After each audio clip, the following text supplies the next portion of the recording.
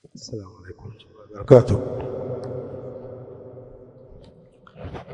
إن الحمد لله نحمده ونستعينه ونستغفره ونعوذ بالله من شرور أنفسنا ومن سيئات أعمالنا. من يهده الله فلا مضل له ومن يضلل فلا هادي له، وأشهد أن لا إله إلا الله وحده لا شريك له، وأشهد أن محمدًا عبده ورسوله.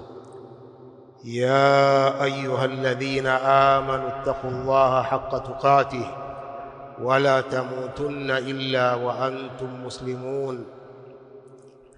يا أيها الناس اتقوا ربكم الذي خلقكم من نفس واحدة وخلق منها زوجها وبث منهما رجالا كثيرا ونساء، واتقوا الله الذي تساءلون به والأرحام إن الله كان عليكم رقيبا. يا أيها الذين آمنوا اتقوا الله وقولوا قولا سديدا يصلح لكم أعمالكم ويغفر لكم ذنوبكم، ومن يطع الله ورسوله فقد فاز فوزا عظيما. أما بعد، فإن خير الكلام كلام الله، وخير الهدى هدى نبينا محمد صلى الله عليه وآله وسلم، وشر الأمور محدثاتها، وكل محدثة بدعة، وكل بدعة ضلالة، وكل ضلالة في النار. يقول ابن القيم رحمه الله تعالى في كتابه القيم زاد المعاد في هدي خير العباد، قال رحمه الله: فإن الصيام عبادة عظيمة وسر بين العبد وربه لا يطلع عليه سواه. قال: فإن العباد قد يطلعون منه على ترك المفطرات الظاهرة، وأما كونه ترك طعامه وشرابه وشهوته من أجل معبوده فهو أمر لا يطلع عليه بشر، وذلك حقيقة الصيام. Ibn al-Qayyim rahimahullah katika kitabu chake hiki Al-Qayyim Zadi al-Ma'ad fi hadi khairi al-ibad anasema: fa inna as-siyama ibadatun 'azimah wa sirrun baina al-'abdi wa rabbih. Saumu ni ibada tukufu na ni siri baina ya mtu na Mola wake, la yattali'u alayhi siwa, hakuna anayejua siri hiyo isipokuwa Allah subhanahu wa ta'ala. Qala: fa innal ibada qad yattali'una minhu ala tarki almufattirati adh-dhahira, watu wanaweza wakamjua mtu kwa vile amewacha vitu vinavyofunguza vya dhahir. Wanaweza wakamjua kwamba huyu ni saim kwa sababu anawacha vitu vinavyofunguza vya dhahir. Wa amma kaunuhu taraka ta'amahu wa sharabahu wa shahwatahu, ama kuwa mtu huyu amewacha chakula chake, amewacha kinywaji chake, amewacha matamanio yake mchana wa Ramadhani, qala fa huwa amrun la yattali'u alayhi bashar, amewacha vitu hivyo min ajli maabudi, kwa ajili ya Mola wake, fa huwa amrun la yattali'u alayhi bashar, wa dhalika haqiqatu siyam. Jambo la kumjua kwamba huyu amefunga lillah, kwa ajili ya Allah, hakuna anayejua hivyo isipokuwa Allah subhanahu wa ta'ala. Ndiye anayejua nia ya mtu ya kufunga kwake na ibada zake zote. Wadhalika haqiqatu siyam, huo ndio uhalisia wa saum. Uhalisia wa saum ni mtu kufunga lillah, kwa ajili ya Allah subhanahu wa ta'ala, sio kufunga kwa ajili ameona mkumbo wa Waislamu wanafunga na yeye anafunga. Huyu hafungi lillah. Kwa hiyo ibada zote zinatakiwa zifanywe lillah, kwa ajili ya Allah subhanahu wa ta'ala. Ndugu zangu Waislamu, hatuna shaka kwamba tunakabiliwa na mwezi mtukufu wa Ramadhani, tunakabiliwa na ibada hii adhima, ibada ambayo ni sirrun baina al-abdi wa rabbih, ni siri iliyo baina ya mtu na Mola wake. Sababu gani? Mtu anaweza akajifungia chumbani akakataza ahali yake na watoto wake kuingia chumba hicho, akajifungia akala chapati zake na chai yake vizuri sana bila kujua mtu. Lakini nani anayejua? Allah subhanahu wa ta'ala. Wa sirrun baina al-abdi wa rabbih la yattali'u alayhi siwa. Ndugu zangu Waislamu, يقول الله سبحانه وتعالى: يا أيها الذين آمنوا كتب عليكم الصيام كما كتب على الذين من قبلكم لعلكم تتقون. Enyi mlioamini, mmefaradhishwa juu yenu ibada hii ya siyam kama ilivyofaradhishwa kwa waliokuwa kabla yenu, ili mpate kuwa wachaji Mungu. La'allakum tattaqun, ili mpate kuwa wachaji Mungu.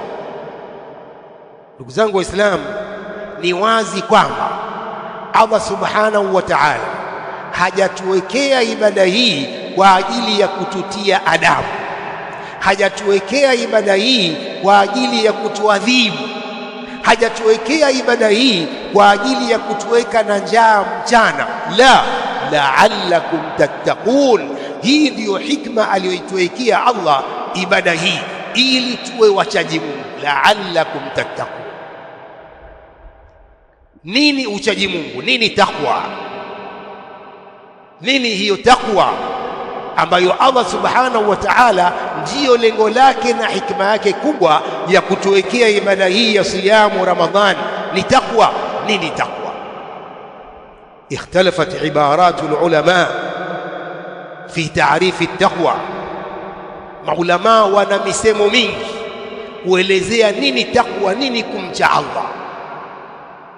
Ali ibn Abi Talib radiyallahu anhu, khalifa wa 4 wa Mtume sallallahu alaihi wasallam, يقول في تعريف التقوى: التقوى الخوف من الجليل والعمل بالتنزيل والقناعة بالقليل والاستعداد ليوم الرحيل. Khalifa huyu wa 4 wa Mtume sallam radhiyallahu anhu anaielezea takwa kwa hivyo: at-taqwa al-khawfu min al-jalil, ni kumwogopa Allah, wal-amalu bit-tanzil, na kuitumia Qur'an, kuifanyia kazi Qur'an, kila lililo katika Qur'an, maamrisho kuyatekeleza, makatazo kuyawacha.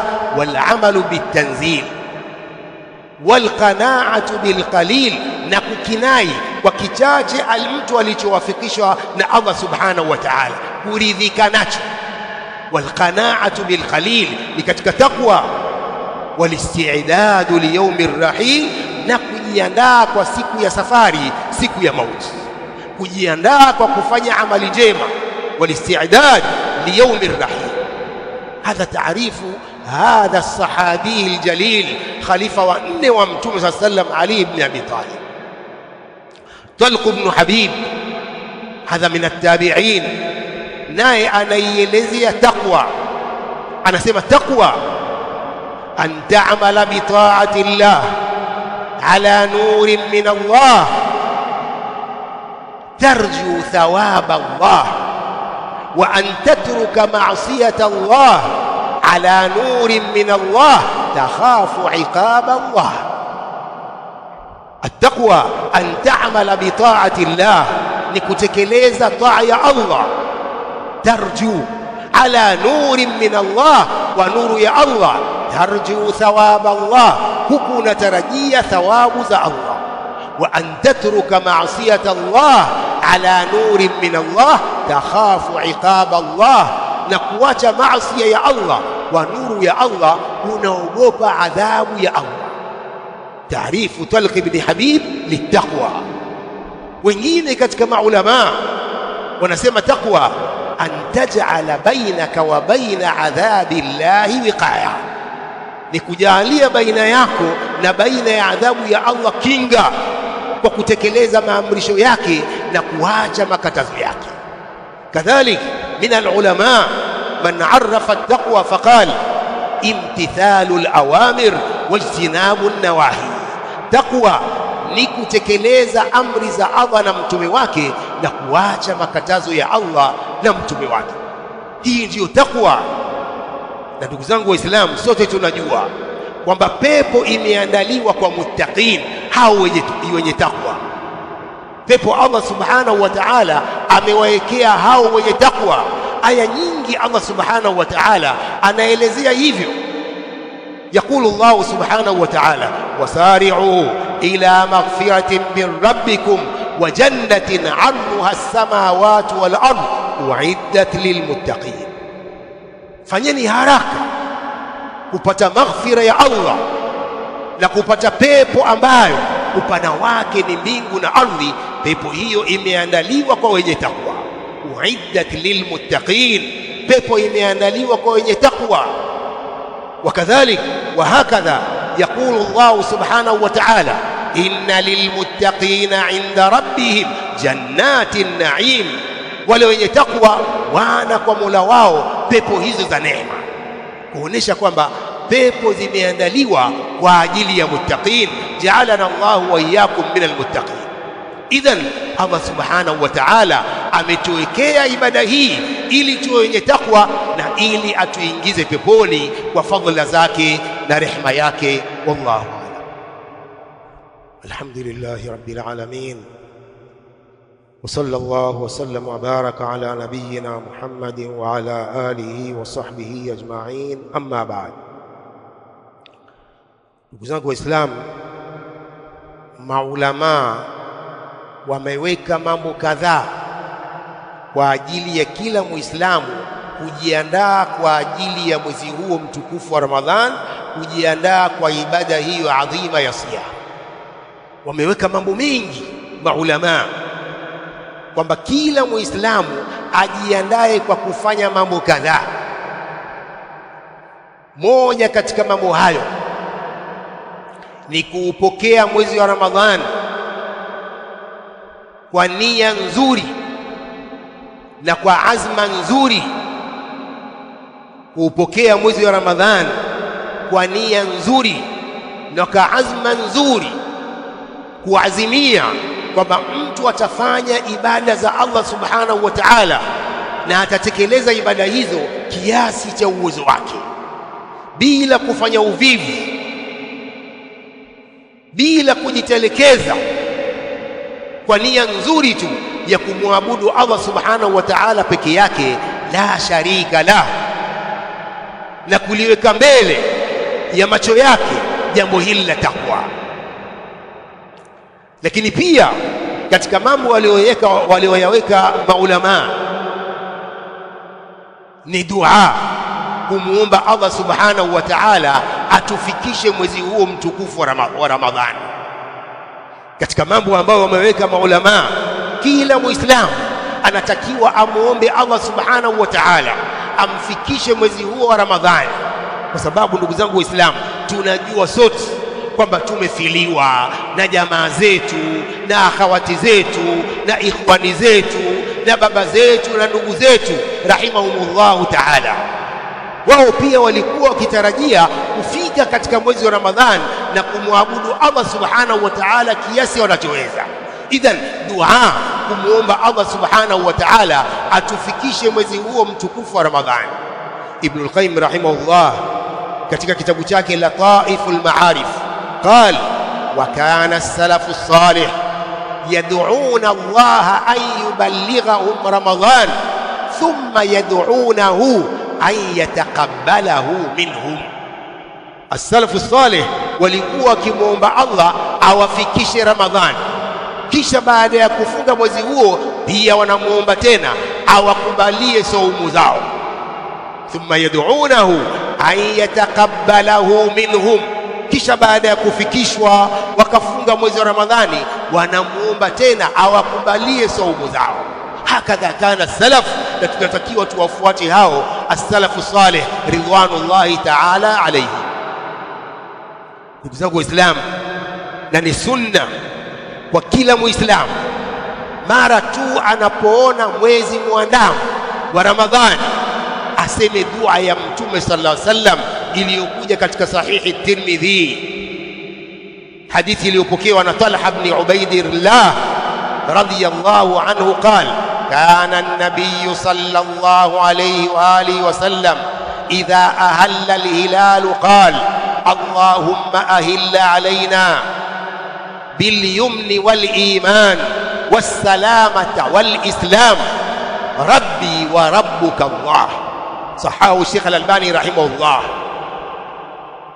Mtume sallam alikuwa akiona mwezi muandamo anauelekea na kusema dua hii, Allahumma ahilla alaina bilyumni wal-iman was-salama was-salamati wal-islam rabbi wa rabbuka Allah. Ee Mola wangu, tuandamishie mwezi huu kwa baraka na iman, tutilie baraka na kheri na iman na usalama na uislamu. Mola wangu na Mola wako, anausemesha mwezi Mola wangu na Mola wako ni Allah, rabbi wa rabbuka Allah, ni sunna.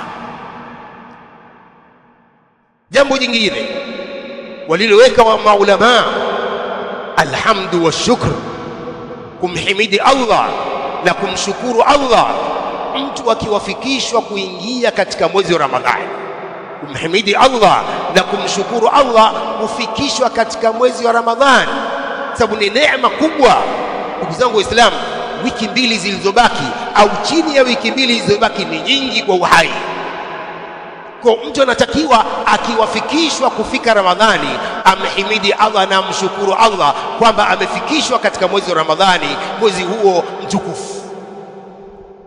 Al-Hafidh an-Nawawi rahimahullah katika kitabu chake Al-Adhkar قال وينبغي للمسلم إذا تجدد عنده نعمة ظاهرة أو اندفع عنه نقمة ظاهرة أن يسجد شكرا لله. ينبغي للمسلم إذا تجدد له نعمة ظاهرة أو اندفع عنه نقمة ظاهرة أن يسجد شكرا لله.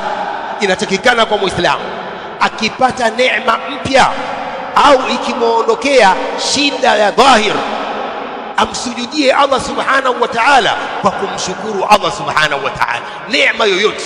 Wa min akbari hadhihi an-ni'am bulughu shahri Ramadhan, katika neema kubwa ni kufikia mwezi wa Ramadhani. Ndugu zangu Waislamu, ni katika neema kubwa ambazo wengi katika sisi au wengi wameshapita hawakudiriki mwezi huo wa Ramadhani.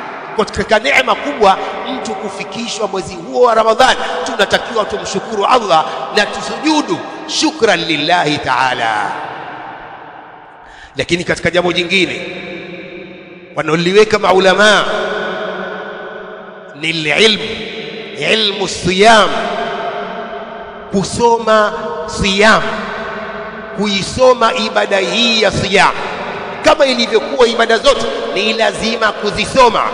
Ibada ya sala itakiwa isomwe, ibada ya haji inatakiwa isomwe ijulikane, ibada ya zaka kadhalika, na ibada hii ya siyam lazima tuisome, tujue nini nguzo za siyam ni zipi, mambo gani yanaharibu siyam, mambo gani yanapunguza thawabu za siyam. Kila Muislamu anawajibika kusoma na kujua. Elimu ni lazima, ndugu zangu Waislamu. Yakulu Allah subhanahu wa ta'ala, fa'alam annahu la ilaha illa Allah wastaghfir li dhanbik walilmu'minina walmu'minat wallahu ya'lamu mutaqallabakum wa mathwaakum. Jua kwanza kwamba la ilaha illa Allah. Allah subhanahu wa ta'ala aya nyingi za Qur'an anatuamrisha jambo la ilmu, la kusoma. Aya ya kwanza iliyoshuka katika Qur'ani inaamrisha kusoma, iqra bismi rabbikal ladhi khalaq khalaqal insana min 'alaq iqra wa rabbukal akram alladhi 'allama bil qalam 'allama al-insana ma lam ya'lam. Aya hizi ndio za mwanzo zilizoshuka kwa Mtume sallam katika ghari Hira, zinaamrisha kusoma. Ndugu zangu Waislamu, ni lazima jambo la kusoma, hususan hizi ibada lazima tuzijue nje ndani ili tuzitekeleze kwa uhakika. Usiposoma utabahatisha ukifanya ibada zako, utakuwa unabahatisha na kubabaisha, na haitakii kwa Muislamu. Ndugu zangu Waislamu, naweza nikasubutu kusema kwamba Waislamu wengi hawako tayari kusoma. Waislamu wengi hawako tayari kusoma dini yao. Durusi zinawekwa misikitini, baada ya swala tu mbio mtu anakwenda kuangalia taarifa za habari, rais wa Marekani ametembelea Russia. Akuhusu nini? Akuhusu nini rais wa Marekani? Soma dini yako. Darsa inawekwa, maduati wanajitolea kuweka durusi katika misikiti, wanabaki na watu 2 5 peke yake. Kwa nini? Wakati sote ni lazima kusoma. Dini hii ni dini ya ilmu, ndugu zangu Waislamu, si dini ya jahal. Hii ni dini ya ilmu. يقول سفيان بن عيينة: العلم بمنزلة الإسلام والجهل بمنزلة الكفر. Elimu iko katika daraja ya Uislamu na ujinga uko katika daraja ya ukafiri. Jinsi alivyofanisha ilmu na Uislamu, akafanisha jahil na ukafiri. Kwa ni lazima tusome ibada zetu, tuzijue vizuri ibada zetu, tusibahatishe na kubabaisha. نسأل الله سبحانه وتعالى أن يجعلنا من الذين يستمعون القول فيتبعون أحسنه. اللهم آت نفوسنا تقواها وزكها أنت خير من زكاها، أنت وليها ومولاها برحمتك يا أرحم الراحمين. اللهم حبب إلينا الإيمان وزينه في قلوبنا وكره إلينا الكفر والفسوق والعصيان واجعلنا اللهم من الراشدين برحمتك يا أرحم الراحمين. وصل وسلم وبارك على نبينا محمد وآله وصحبه أجمعين.